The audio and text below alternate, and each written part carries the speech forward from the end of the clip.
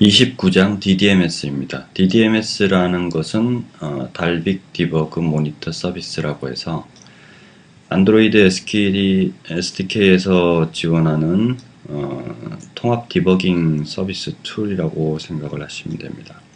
이 DDMS를 통해서 로그캣을 이용해서 로그캣도 볼 수가 있고 디바이스를 탐색을 할 수도 있고, 그리고 위치 정보나 아니면 통화 테스트나 SMS 수신 테스트나 이런 것들을 할 수 있도록 지원하고 있습니다.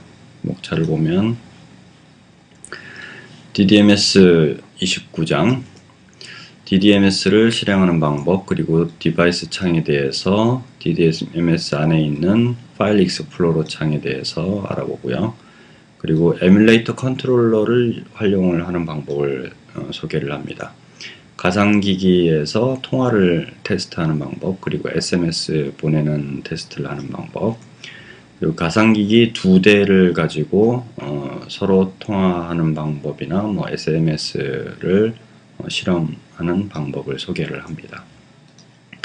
그리고 GPS 관련해서 가상기기를 통해서 맵 위치 정보를 가상기기에 제어하는 그런 방법도 소개를 하고요. 그리고 로고의 창에 대해서 간단하게 설명하고 마무리를 합니다. DDMS를 실행을 하기 위해서는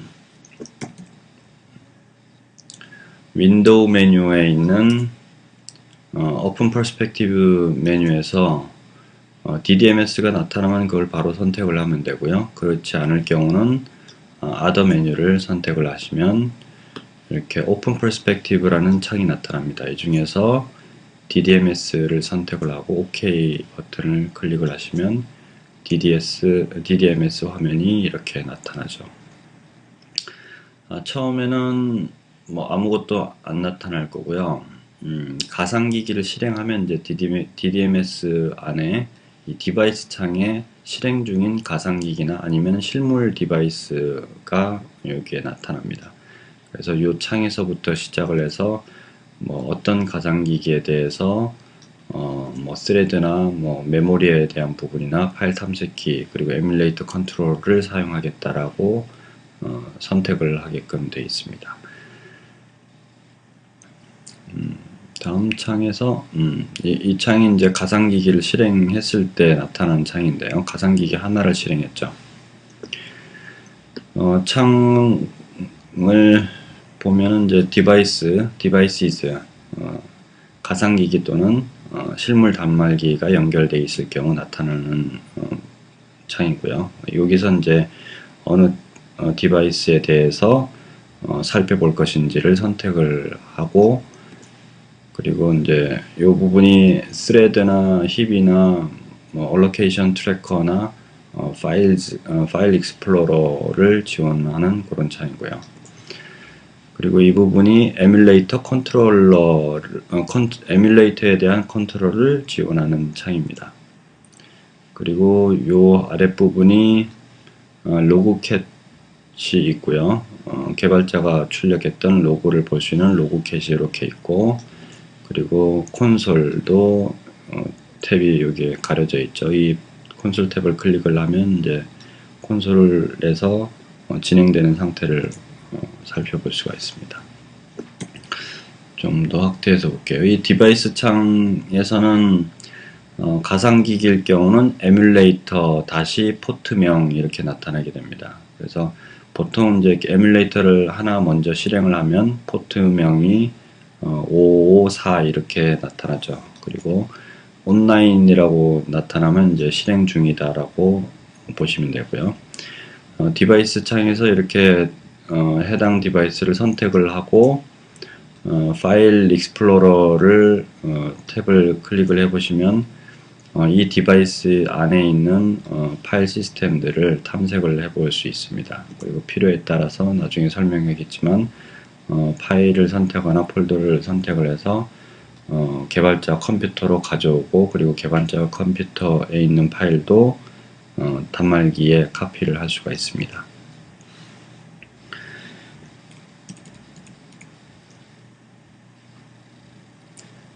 자, 여기서 이제 디바이스 창에 대해서 확대를 해서 보여주고 있죠. 자, 디바이스 창에서 할 수 있는 것들이 있는데, 디바이스 창에서 해당 프로세스를 추적을 하고 싶은 프로세스를 선택을 하거나 아니면 뭐 단말기를 선택한 다음에 디버그 위에 있는 아이콘이 있는데 디버그 아이콘을 클릭을 하면 디버그 모드가 이제 시작이 되는 거고요. 그리고 그 다음엔 프로세스를 선택이 된 상태에서 업데이트 힙이라는 버튼을 클릭을 하면 해당 프로세스에 대해서 선택된 프로세스에 대해서 이렇게 힙 아이콘이 추가가 됩니다. 그러니까 메모리에 대해서 조사를 할 수 있는 준비를 트래킹을 걸어 놓는다고 생각을 하시면 됩니다. 자, 그렇게 한 다음에 힙 창을 가서 오른쪽에 있는 이 힙 탭을 클릭해서 힙 창을 열어보시면 여기 설명에서도 나오죠. 문자열이 정확하게 안 나오는데 힙 update will happen after every CG4 this client 라는 메시지가 여기에 나타납니다. 가려져서 정확하게 다 안 나오는 상태고요. 그래서 cause CG라는 버튼을 클릭을 해야 그때부터 이제 힙에 대한 상태를 추적을 해볼 수 있습니다. 그래서 cause CG 버튼을 클릭을 하면 이렇게 이제 해당 선택했던 프로세스에 대해서 힙에 대한 정보가 나타나죠. 힙 사이즈는 뭐 몇 메가이고, 뭐 allocated는 얼마고, free는 얼마고, 뭐 이런 정보들이 있고요. 그리고 밑에는 좀 더 상세하게 어떤 객체가 free 사이즈는 뭐 어느 정도 남았고, 그리고 뭐 데이터에 대한 오브젝트는 얼마를 사용하고 있고, 이런 정보들이 쭉 나오죠. 자, 그리고 allocation tracker라는 거는 설명에도 나오는데 여기 보면 allocation 창은 이제 힙보다 좀 더 상세한 메모리 할당에 대한 상태를 분석할 수 있다라고 얘기를 하고 있죠.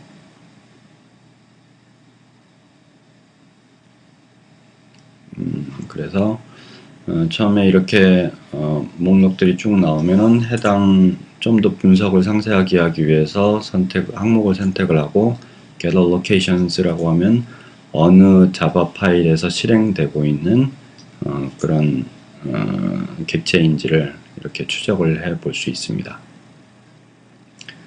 자, 그리고 다시 디바이스 창으로 돌아와서 업데이트 스레드라는 아이콘 버튼을 클릭을 하면 이제 스레드 아이콘이 이렇게 목록에 체크가 되고 스레드에 대한 추적을 할 수가 있게 지원을 해줍니다. 그래서 오른쪽 창에서 스레드 탭을 선택을 하면 아까 위에서 선택한 프로세스에 대한 스레드에 대한 상세 정보가 쭉 나오죠.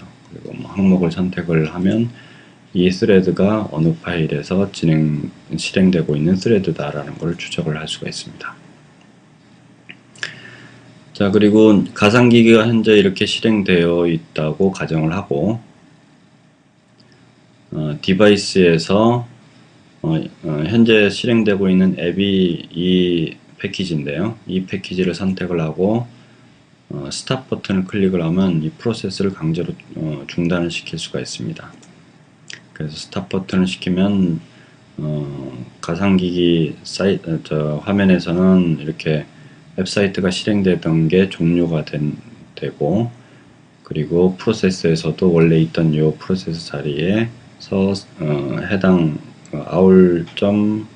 com.app.app라는 그 패키지가 사라지게 되죠.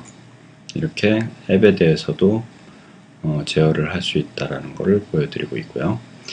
자, 그리고 화면 캡처하는 기능이 있는데 단말기만 선택을 하시면 되고요. 뭐 어느 걸 선택해도 상관없고요. 단말기 내에 무엇을 선택하든 선택을 한 다음에 이 스크린 캡처라는 버튼을 클릭을 하면 현재 화면, 가상기기에 현재 떠있는 화면, 물론 실물 단말기에 대한 캡처도 가능합니다.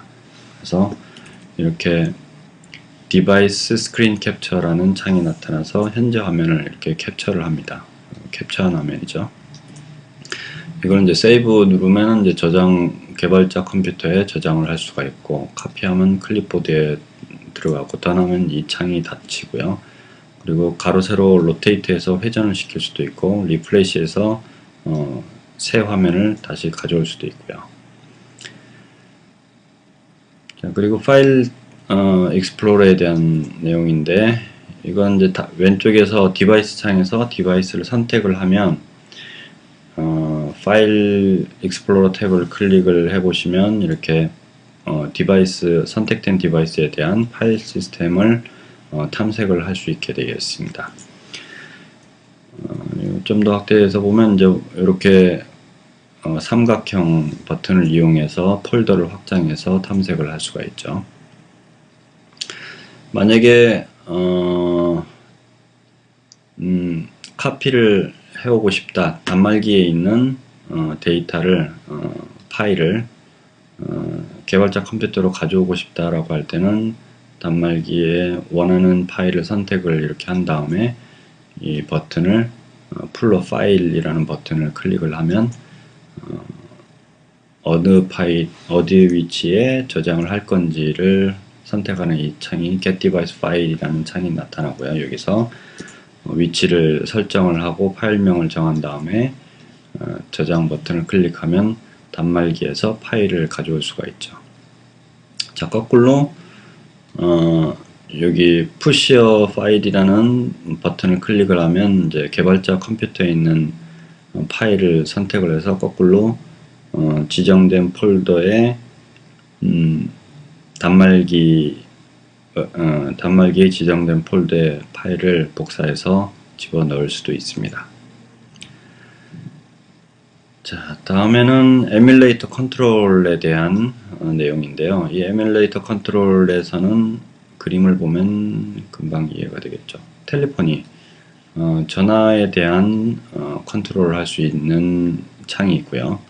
그래서 이 부분에서 전화를 걸거나 그리고 SMS를 보낸다거나 이런 테스트를 할 수가 있죠. 그리고 로케이션 컨트롤, 위치에 대한 컨트롤을 할 수 있는 제어판이 지원하는데, 여기에서는 단말기에 GPS 좌표값을 던져줘서 현재 단말기 좌표값이 여기다라고 해서 테스트를 할 수 있게끔 지원을 하고 있습니다. 구체적으로 활용할 수 있는 방법은 이제 아래 과정에서 보겠습니다. 자, 에뮬레이터 컨트롤에서 가상기가 이제 켜져 있어야 되고요. 거기에서 incoming number에다가 전화번호를 입력을 하고, 이 전화번호는 이제 가상기 같은 경우는 아까 포트 번호 554 같은 이런 번호를 입력을 하시면 되고, 실제 단말기 같은 경우는 실제 전화번호를 입력을 하시면 되겠죠. 그래서 보이스를 선택을 하고 콜 버튼을 클릭을 하면 전화 통화를 시도를 할 수가 있죠. 그래서 이 컨트롤러를 이용해서 전화에 대한 앱을 개발할 때 테스트를 할 수 있습니다. 이렇게 하면 가상기기에 이렇게 전화가 수신되었다는 그런 메시지가 나타나죠.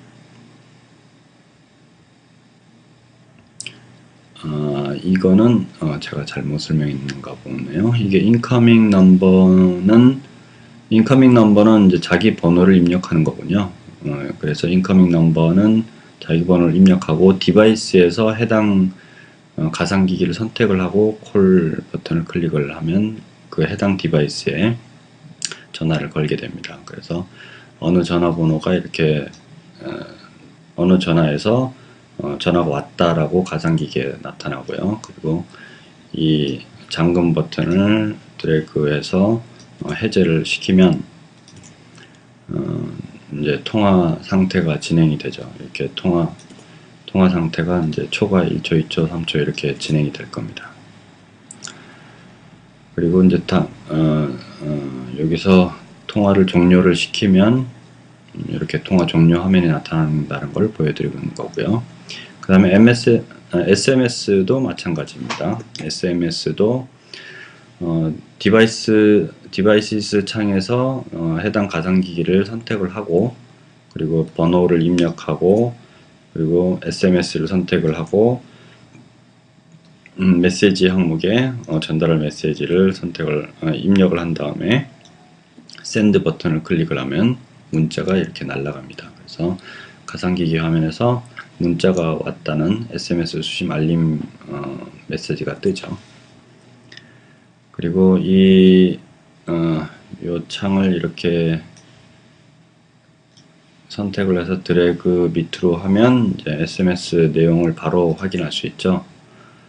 그래서 확인을 해보면 이렇게 이 전화번호에 대한 문자가 왔는데, 아까 입력했던 이런 내용이 언제 도착을 했다. 그리고 이제 답장도 보낼 수가 있겠죠.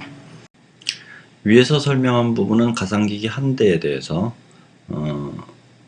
컨트롤을 하는 부분이었고요. 근데 앱을 개발을 하다 보면 가상기기 두 대를 가지고 테스트를 해야 되는 경우가 있을 텐데, 그럴 때에 대한 실험 방법을 소개를 합니다. 자, 가상기기를 먼저 두 개를 준비를 해야겠죠. 그래서 AVD 매니저에서 가상기기를 이렇게 두 개를 준비를 했습니다. 두 개 다 GPS가 지원되는 걸로 준비를 했고요. 나중에 이제 지금 전화 통화나 문자할 때는 큰 문제가 없지만, 그 GPS에 대한 실험을 할 때는 GPS 구글 API를 선택을 해서 가상기기를 만들어 놓고 실험을 하시는 게 좋겠습니다. 그래서 두 개를 이제 스타트 버튼을 클릭을 해서 각각 하나씩 론치 버튼을 클릭을 해서 두 대의 가상기기를 실행을 합니다. 자, 첫 번째 가상기기는 이제 포트 번호를 잘 보셔야 되는데, 첫 번째 가상기기는 포트 번호가 554라는 가상기기 포트 번호이고요. 그리고 두 번째도 역시 이렇게 넥서스 1으로 설정되어 있는 이 가상기기를 실행을 했죠. 두 번째 거는 556이라는 포트 번호로 이렇게 뜰 겁니다. 두 대의 가상기기가 켜져 있는 상태에서 554로 되어 있는 첫 번째 가상기기에서 전화 걸기 화면을 열어서 556이라는 전화번호를 입력을 해서, 포트 번호를 전화번호로 사용하죠. 입력을 해서 전화 걸기를 시도를 하면 이렇게 554 화면에서는 이제 전화를 다이얼링 중, 거는 중이다 라고 메시지가 나타날 거고요. 그리고 두 번째 가상기기 556 가상기기에서는 554에서 전화가 걸려왔다 라고 해서 incoming call이라고 이렇게 메시지가 뜰 겁니다. 그러면 이 잠금을 해제를 하면 이제 전화를 받을 수가 있겠죠. 자, 그렇게 전화를 받으면 556 화면에서는 이제 통화 중이다 라고 해서 이렇게 시간이 1초씩 올라가죠. 그리고 54 화면에서도 역시 통화가 되고 있는 화면을 확인할 수 있을 겁니다. 자, 이런 식으로 통화에 대한 실험을 할 수가 있고, 그 다음에 두 번째는 문자에 대한 실험입니다. 문자를 실험하려면 앱 목록에서 이렇게 메시징이라고 되어 있는 아이콘을 클릭하면 이제 문자를 보낼 수가 있죠. 그래서 첫 번째 554 가상기기에서 문자를 먼저 보내기 시작하는데, 전화번호는 556으로 입력을 하시고, 그리고 테스트라고 입력해서 샌드라고 발송을 했습니다. 그러면 상대 측에서는 556 가상기기에서는 이렇게 아이콘이 나타나죠. 메시지가 왔다라는 아이콘이 나타나고, 이 메시지를 아래로 드래그 하시면 메시지를 이제 확인할 수 있죠. 554에서 테스트라고 이렇게 메시지가 왔다 라는 것을 이제 확인할 수 있습니다. 이런 방식으로 메시지에 관한 테스트를 해볼 수가 있습니다. 그리고 뭐 556에서 수신받은 문자를 이제 또 수신받으면 또 상대편에다가 보내고 받고 이런 테스트를 할 수 있다라는 거를 보여주고 있고요. 자, 그 다음에는 가상기기의 맵 지도, 지도의 위치 정보를 설정을 해서 테스트하는 방법입니다. 자, 먼저 가상기기에서 지도 서비스 아이콘을 앱을 실행을 하고요.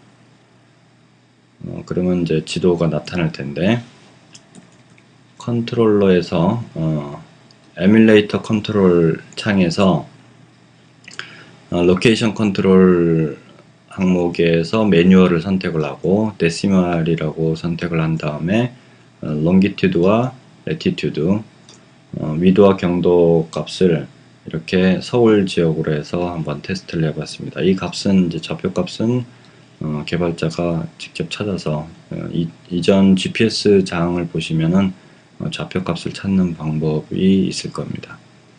그렇게 좌표 값을 입력을 한 다음에 샌드 버튼을 클릭을 하면 이제 가상기기에 이미 이 컨트롤러에 들어오기 전에는 이제 가상기기가 선택되어 있는 상태라고 가정을 하고 지금 입력을 한 겁니다. 그렇게 샌드에서 하면 가상기기에 이 좌표 값이 등록이 됩니다. 전달이 됩니다. 그렇게 해서 로케이션 지도 앱을 이렇게 열어 보시면은 이렇게 서울 지점을 가리키는 지도가 이렇게 나타나게 됐죠. 자, 그리고 참고로 이 로케이션 컨트롤에서 수동으로 이렇게 좌표값을 입력하는 방법도 있고, GPX라는 파일이나 아니면은 KML이라는 파일로 좌표값을 대입을 해서 실험하는 방법도 있습니다. 자, GPX와 KMX라는 거에 대해서 여기서 참고로 간단히 설명이 나와 있죠. GPX라는 거는 GPS Exchange라는 거의 약자인데, 결국에는 이 둘 다 KML이나 GPX 모두 좌표값을 기록한 파일, 좌표값에 대한 정보를 갖고 있는 파일이라고 이렇게 생각하면 됩니다. 그래서 GPX는 이제 확장자가 GPX라고 이렇게 되어 있고요. 그리고 KML은 파일 확장자가 KML이라고 되어 있습니다. 이 파일을 어디서 처음 보신 분은 어디서 얻냐면은 밑에서 이제 설명을 하고 있죠. 이거에 대해서 좀 이해를 돕기 위해서 그 구글 맵 사이트에 가서 구글 맵으로 위치를 원하는 위치를 찾은 다음에 내 지도라는 버튼을 클릭을 해서 제목과 그리고 좀 확대할게요. 내 지도라는 버튼을 클릭을 해서 제목과 그리고 설명을 이렇게 입력을 하고 뭐 공개할 건지 말 건지 기타 등등 체크한 다음에 이제 완료 버튼을 클릭을 하시면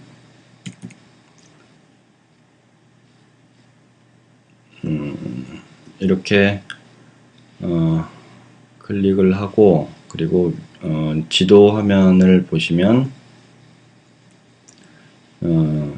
이 아이콘이 위치를 표시할 수 있는 아이콘이 있는데 이 아이콘을 클릭을 하고 원하는 위치를 찍으면은 이 위치가 이제 여기에서 지정한 그런 위치 지정을 하는 처리가 되는 거죠. 그렇게 해서 이 버튼을 클릭을 해보면 이제 아이콘이 나오는 상세 정보가 나오는데 여기에서 이제 제목과 내용을 더 수정하거나 편집을 할 수가 있고요. 그렇게 한 다음에 자, 오른쪽 화면에 보면 이 링크 버튼을 클릭을 해보면 이제 이 좌표에 대한 링크 정보도 이렇게 얻을 수가 있고요. 그리고 뭐 HTML에 넣을 때는 뭐 이렇게 넣어라 이런 안내도 있고, 그 다음에 중요한 거는 이제 구글 어스에서 보기라는 아이콘이 있는데 이 버튼을 클릭을 하면 KML 파일, 이 위치 좌표에 대한 KML 파일을 다운받아서 테스트를 할 수가 있습니다. 자, 끝으로 이제 로그캣에 대해서는 이제 입장에서도 개발을 하면서 많이 봤을 테니까요. 여기서 기능을 좀 더 상세하게 설명하면, 로그캣은 로그들이 이제 쭉 나오는데 종류가 있습니다. V, 버버스, 뭐 디버그, 인포메이션 뭐 이런 종류들이 있는데, 이 아이콘을 통해서 이제 로그캣이 너무 쌓이면은 찾기가 힘드니까 뭐 에러만 찾겠다 그러면 이 버튼을 클릭을 하면 에러만 볼 수 있고, 그 와닝 이하 에러까지 보고 싶다 그러면 W를 클릭을 하면 되고, 인포메이션 이하를 보고 싶다 그러면 I, 그 다음에 디버그 이하면은 D를 클릭을 하면 되고, 전체를 다 보고 싶으면 버버스 V를 클릭을 하면 V 이하 전체에 대한 로고를 밑에서 이렇게 확인할 수가 있습니다. 그리고 이 부분은 이제 필터를 제어하는 부분인데, 필터라고 하면 로고가 너무 많이 쌓이면 검색을 해야 되니까 검색어에 대한 부분입니다. 자, 여기다 이제 검색어를 입력을 하고, 그리고 뭐 플러스 입력을 하면 바로 이제 그 검색어로 이렇게 추려질 겁니다. 그래서 누적된 검색어를 더 계속 추가할 때는 플러스를 누르고, 그 다음에 그 검색어를 더 이상 필요 없으면 마이너스를 입력하고, 검색어에 대해 수정을 하고 싶으면 이 버튼을 클릭을 하면 됩니다. 그 다음에 이거는 이제 로고를 전부 다 초기화하겠다, 다 삭제를 해버리고 새로 보겠다라고 할 때 이 버튼을 클릭을 하면 되고요. 밑에 보면 V라는 아이콘은 버버스라고 해서 모든 로고를 다 본다라고 이렇게 설명이 되어 있죠. 그리고 D 아이콘을 클릭하면 디버그, 인포, 완, 에러 로고를 볼 수 있다라고 되어 있고, 그 다음에 인포 아이콘 같은 경우는 인포 이하, 인포 와닝이죠. 완, 에러 로고를 볼 수 있고요. 아이콘을 클릭을 하면 이제 와닝 로고나 에러 로고를 볼 수가 있고, 이 아이콘을 클릭을 하면 에러 로고만 로그캣에서 확인할 수 있다는 거고요. 그래서 이 아이콘에 대해서 이렇게 설명을 드렸고, 그 다음에 오른쪽에 있는 거는 여기 설명 나오죠. 검색 기능인 필터를 추가, 수정, 삭제할 때 사용을 한다. 아까 설명을 드렸죠.